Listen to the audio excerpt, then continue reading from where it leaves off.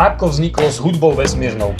Na túto otázku sme podľa mňa odpovedali tak 640 000 krát za našu kariéru, ale tu je reálna skutočná odpoveď.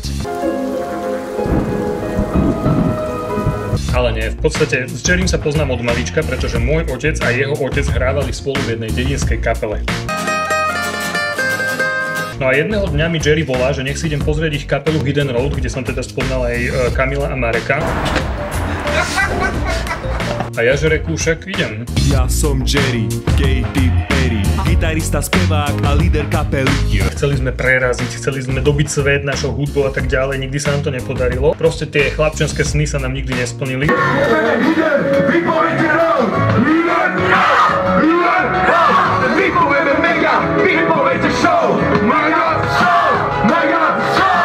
No a keď sme sa rozpadli, my s Marekom sme tomu neverili, že niečo musíme vymysleť, aby sme to dali dokopy, nejako to udržať a 2 roky sme sa snažili ten Hidden Road udržať pokope, až jednoducho sme pochopili, že sa to nedá. Že nemáme čas na to, aby sme všetci 4 stretli. Ale stále sme mali v sebe takéto, že niečo chceme robiť, že niečo musíme robiť. Pretože sme pociťovali potrebu a túžbu stretávať sa a hrať a tvoriť niečo. No a potom, čuduj sa svete, ma zobrali na školu, na VŠMU, odkiaľ ma potom neskôr vyhodili, ale to je teraz jedno. Dôležité je, že ma tam zobrali a tam som spoznal Dominiku. Vieš, že toto video nikdy v živote nepoužil? To je dvojník.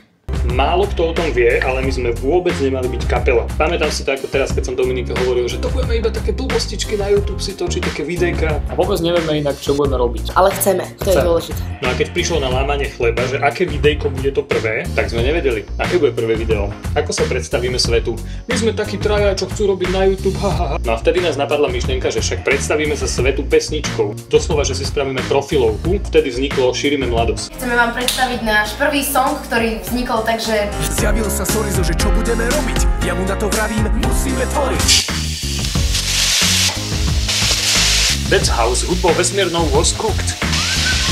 A potom sa dostal na VŠMU aj Marek, takže my sme boli non-stop spolu. A vlastne základ celého s hudbou vesmírnou vždy bolo, že robíme blbostičky na internet a šírime mladosť. A tak sme šírili. No a to je vlastne všetko. S Hidden Roadom sme vždy chceli preraziť a nakoniec sa rozpadol, no a s hudbou vesmírnou sme si založili zo srandy a pozrite, čo sa stalo. Milujem život, aký je nevyspytateľný. Robte, čo milujete, čo vás baví a keď to robíte viac pre druhých ako pre seba, nemôžete sa pomýliť. Čau.